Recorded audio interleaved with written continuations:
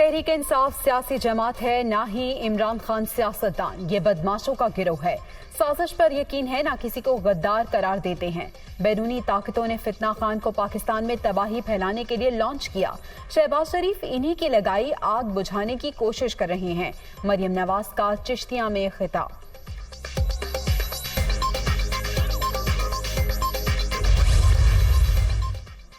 जब तक अदालतें इंसाफ ना दें, कोई भी मुल्क तरक्की नहीं कर सकता। मशवरे दिए जा रहे हैं कि असेंबली में जाओ, बैठकर मामला तय करो।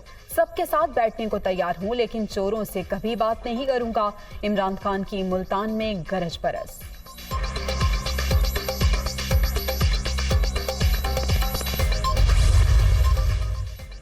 और तौहीन अदालत केस इमरान खान पर फर्द जुर्म 22 सितंबर को आयद होगी। इस्लामाबाद हाई कोर्ट का फैसला।